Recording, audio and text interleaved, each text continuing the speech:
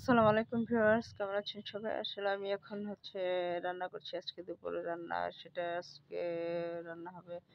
মানে কয়েকদিন যাবত আমরা গরুর মাংস, মুরগির মাংস, খাসির মাংস সব খাচ্ছি। এইজন্য আজকে আর আ রান্না করতেছি না। বাসায় মেহমানও ছিল, মেহমানরা চলে গেছে। তো আজকে রান্না করতেছি রুই মাছ দিয়ে, শিম, আলু, টমেটো দিয়ে, মানে শীতের সবজি দিয়ে রুই মাছের ঝোল।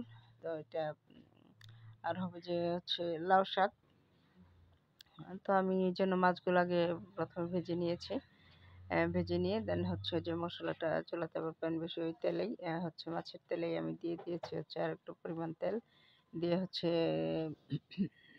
পেঁয়াজ বাটা, অল্প পরিমাণে একটু রসুন বাটা এবং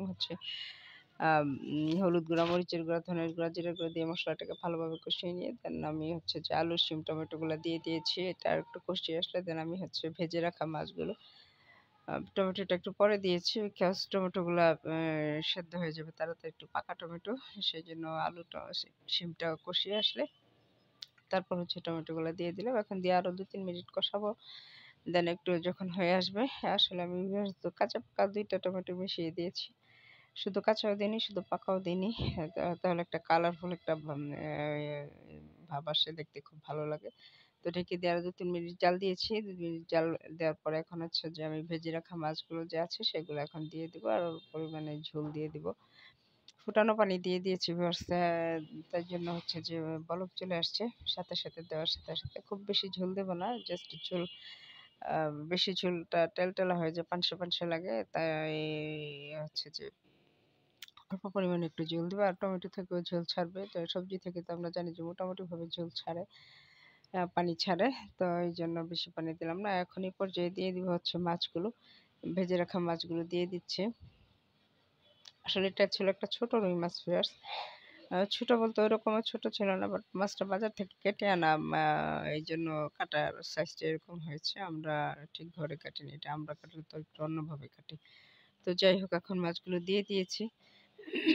দিয়ে এখন নেড়ে-চেড়ে ঢেকে দিব। ঢেকে ফুল আঁচে ১-২ মিনিটের মতো রেখে দেন অ্যা মিডিয়াম লো হিটে আমি জাল করে দমে নামিয়ে নিব। তো ফাইনালি এই যে হয়ে গেছে, দেখুন আমার আলু, টমেটো, শিম দিয়ে রুই মাছের ঝোল। তো একদম সবশেষে আমি দিয়ে দিলাম ধনেপাতা কুচি। আসলে শীতের দিন আমরা যা কিছুই খাই তাতে একটু ধনেপাতা দিলে একটা অন্যরকম একটা ফ্লেভার আসে। ধনেপাতাটা আসলে শীতের দিনের জন্য পারফেক্ট। এবং আমি অন্য সময় দিয়ে দেখেছি যে ধনেপাতাটা এত একটা বেশি ভালো লাগে না, এবং শীতের দিনে ধনেপাতার একটা ফ্লেভারই চলে আসে অন্যরকম। কাঁচামরিচ, ধনেপাতা এগুলো অন্যরকম একটা ফ্লেভার চলে আসে। তো হয়ে গেছে আমার। এখন ধনেপাতা দিয়ে দমে দিয়ে নামিয়ে নেব। তো আমার ভিডিওটি আজকে এই পর্যন্তই। সবাই ভালো থাকবেন। এই যে আমার ফাইনাল লুক তরকারি। তো এই আরকি। ভালো থাকবেন সবাই। ভিডিওটি ভালো লাগলে লাইক, কমেন্ট, শেয়ার করে পাশেই থাকবেন। দেখা হবে অন্য কোনো ভিডিওতে। আল্লাহ